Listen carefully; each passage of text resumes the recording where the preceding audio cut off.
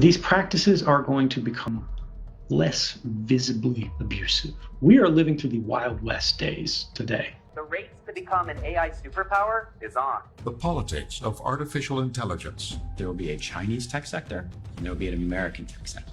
The new tech war. The more data, the better the AI works. So in the age of AI, where data is the new oil, China is the new Saudi Arabia. The future of work. When I increase productivity through automation, jobs go away. I believe about 50% of jobs will be somewhat or extremely threatened by AI in the next 15 years or so. AI and corporate surveillance. We thought that we were searching Google. We had no idea that Google was searching us. And the threat to democracy. China is on its way to building a total surveillance state. It has pervaded so many elements of everyday life. How do we make it transparent and accountable? In the age of AI. We have, in my opinion, a very short window to decide if these kind of practices will continue and really decide what happens in the future. How do you think that advances in machine learning and the ability to analyze metadata will affect sites like Facebook and the intelligence collection of the NSA? It's already being done, really, because again, Facebook, Google, that site that you just showed us, they don't want some person to look through this and, sort of like a movie, put a whole bunch of pins and strings and a cork board and go, this person's moving over there, that person's moving over there. Let me go down the list. They want to dump all of this into an algorithm, right, which is just a predefined series of steps that a machine goes through in order to produce what's the desired result or hoped for result. And it's just going to take this, raw data that it has in a standard format and step it through one by one by one by one. And then bam, it's going to throw it up on a map and another map and another map. And then it's going to time shift these things. And it's going to go this IMEI, IMSI pair, or this handset identity, or this Google login, or this Facebook login. We know Facebook, this person normally logs in from this internet address because they use their home Wi-Fi at this time, right, when their phone is charging or whatever, or they're at this college or at this university. But then they logged in Washington, D.C., they're on a field trip or whatever, and they went back home and they went to this other place. And it can start making inferences about this person's movements over time. And then they can do things like, and the NSA has done this. This was in a top secret program that was revealed, what's called co-traveler tracking, where they go, all right, if this identity moved to this location, what other identities moved at the same time? If your phone gets handed off from cell phone tower, right, it unpairs with one tower and then it repairs with the next tower. At the same time, somebody else's phone is doing the same thing. And they do that repeatedly over time and distance, right? Not just one cell phone tower, but 5 cell phone towers. You guys are probably riding in the same car or you're on the same bus. You probably know each other, right? And without any human involvement now, without you sharing phone numbers with Facebook, they can start making inferences and go, you guys know each other. Maybe we should suggest you as Facebook friends, right? Maybe in our database, we should start, showing advertisers that these people are part of a cohort or community, even if you've never shared that information at all. Now, if we extrapolate that to practices that are a little bit more sinister than, advertising, and start talking about political targeting. Let's say they're trying to shift your vote, right? We've heard a lot about Facebook advertising and whatnot in politics recently. You know who someone's friends are. You know who someone's family is. You know who they spend the most time with. You know who they're most frequently in contact with. You know what they read. You know what they buy.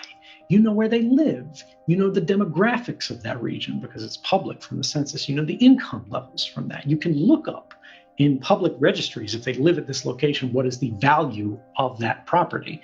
You can make inferences about income. This stuff is going to be used for credit worthiness evaluation, which is already done in a lot of places, particularly like China. When we think about social credit, it's used for the government issuing travel permissions or not. We have, in my opinion, a very short window to decide if these kind of practices will continue and really decide what happens in the future, because this is a redistribution of power away from the individual and away from the collective of society broadly, and to the institution of the business platform providing these services, right, which they're really serving themselves to your private details, or to the governments that order and regulate them. Because if you remember the NSA revelations of 2013, one of the very first ones, the PRISM program, that people recall because of a famous slide that had all the corporate logos on it. Google, Facebook, Apple, Yahoo, Microsoft, all of these guys began voluntarily sharing information with government beyond what the law required. And this is the thing that we have to remember. Corporate power and government power are increasingly interrelated. At the same time that public social power is being intentionally diluted. Our bonds of fraternity to one another are being fractured. We are being made more disagreeable by social media, and we're being introduced to greater levels of division. At the same time, this corporate governmental axis has never been tighter. And we need to think, if we are at a fork in the road, which direction we want to go down.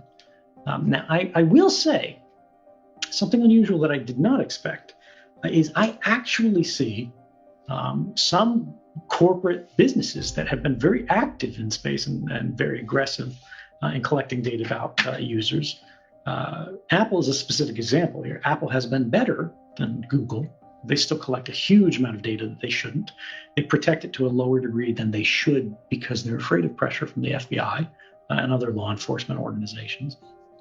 But they're beginning to reorder their operating system and collect less data. They're not stopping the collection of data, but they're collecting less, and they're trying to limit the amount of information in certain ways to create a competitive distinction relative to the pure ad businesses of the internet, the Googles, the Facebooks, right?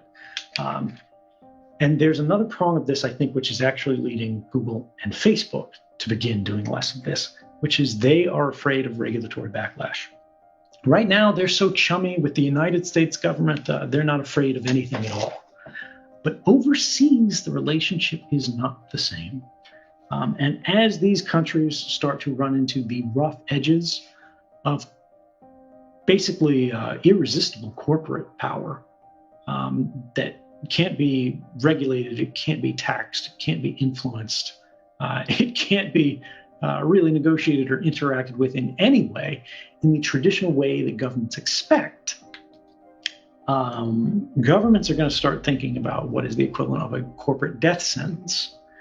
Now, what the sort of shiny result of this, shiny side of the penny for the average person, is that these practices are going to become less visibly abusive. We are living through the Wild West days today. I don't think the abuse is likely to end anytime soon, but we are seeing the beginning of an opening where people of your generation will be able to see the blood in the water, and I think actually act to sort of police the worst of these sharks.